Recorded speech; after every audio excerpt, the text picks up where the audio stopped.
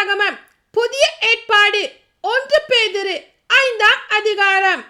மூப்பர்களுக்கும் மக்களுக்கும் அறிவுரை.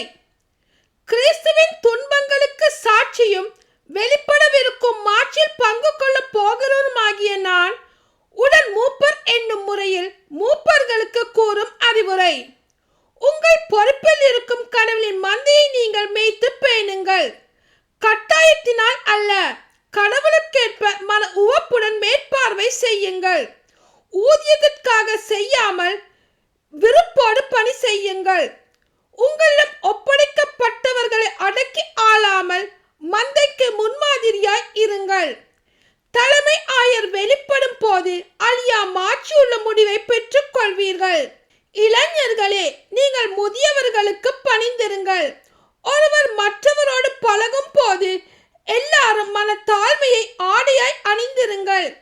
ஏனெனில் செருக்குற்றோரை கடவுள் இகழ்ச்சியுடன் நோக்குவார், தாழ்நிலையில் உள்ளவர்களுக்கோ கருணை காட்டுவார். ஆகையால் கடவுளுடைய வல்லமை மிக்க கரத்தின் கீழ் உங்களை தாழ்த்துங்கள். அப்பொழுது அவர் ஏற்ற காலத்தில் உங்களை உயர்த்துவார்.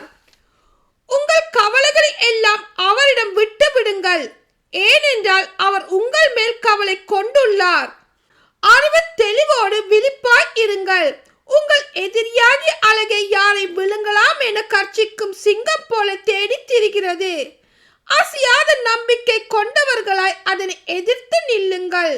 உலகெங்கிலும் உள்ள உங்கள் சகோதர சகோதரிகள் உங்களைப் போலவே துன்பங்களுக்கு உள்ளாகி இருக்கிறார்கள் என்பதை நீங்கள் அறிந்திருக்கிறீர்கள் அல்லவா? எல்லா அருளும் நிறைந்த கடவுள் இயேசு கிறிஸ்துவுக்குள் என்றும் நிலைத்திருக்கும் தம் மாட்சியில் பங்கு கொள்ள உங்களை அழைத்திருக்கிறார். சிறிது காலம் துன்பங்களுக்கு பின் அவர் உங்களை சீர்படுத்தி உறுதிப்படுத்தி வலுப்படுத்தி நிலைநிறுத்துவார். அவரது வல்லமை என்றென்றைக்கும் உள்ளது. ஆமேன். முடிவுரை. இறுதி வாழ்த்து. நம்பிக்கைக்குரிய சகோதரன் என நான் கருதும் சில்வான் வழியாக சுருக்கமாக உங்களுக்கு எழுதியுள்ளேன். உங்களை ஊக்குவிக்கவும் கடவுளுடைய மெய்யான அருளை பற்றி சான்று பகரவுமே எழுதினேன். இந்த அருளில் நிலைத்திருங்கள். உங்களைப் போலவே தேர்ந்து கொள்ளப்பட்ட பாபிலோன் சபையாருக்கும் என் மகன் மார்க்கும் உங்களுக்கு வாழ்த்து கூறுகின்றனர். அன்பு முத்தம் கொடுத்து நீங்கள் ஒருவர் மற்றவரை வாழ்த்துங்கள். இயேசு கிறிஸ்துவோடு இணைந்து வாழும் உங்கள் அனைவருக்கும் அமைதி உரித்தாகுக. ஆமேன்.